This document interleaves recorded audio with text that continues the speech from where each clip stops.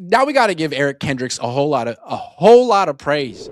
I wrote this guy off. I was like, man, he hasn't played in a long time. He's coming off the bench. I mean, he's coming off the couch. 10 tackles, 2 for losses, 1 pass defense. And I got to go even one step further. So Eric Kendricks, I'm giving him love because I've heard of him.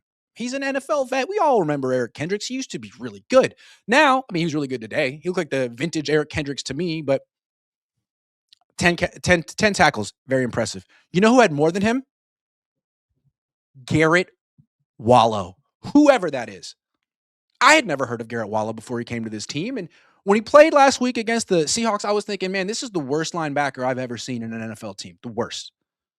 So when they didn't call up Kazir White and they like unironically started Garrett Wallow, I thought that was just the white flag. I thought that was Robert Saleh and Kyle Shanahan being like, look, guys,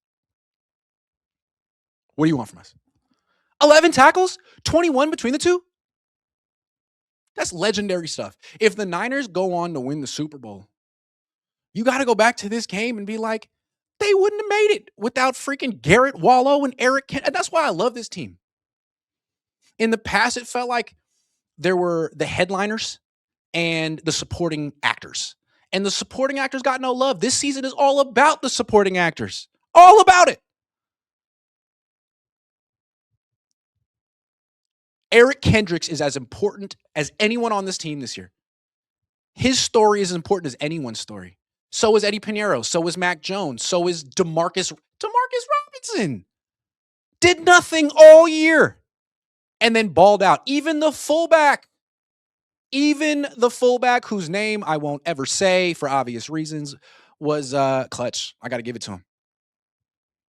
As petty as I want to be, I can't. But that's enough for him. That's all I'm going to say. But really, Keon White, Marquise Siegel, Upton Stout, on and on and on. This has been the season of the backups, of the next man up. Eric freaking Kendricks.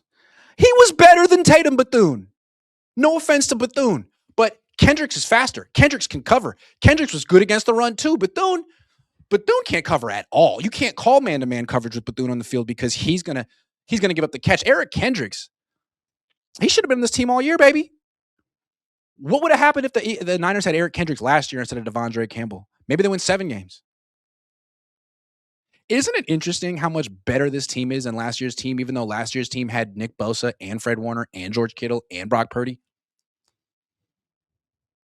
That team sucked. Isn't that so interesting? They had most of their stars last year. They had some injuries. They didn't have Christian McCaffrey, but they had a bunch of stars and they freaking sucked. This year, I mean, they've lost everyone. And this year's team would have kicked last year's team's ass because last year's team was a lot like this year's Eagles. That's why I felt so confident the Niners were going to win. Once I really locked in on what the Eagles were, I'm like, this is last year's Niners team. Coming off a Super Bowl, yeah, they won, but coming off a Super Bowl, trying to fast forward your way back there, not honoring the process. That's what the Niners were last year. That's what the Eagles were this year. So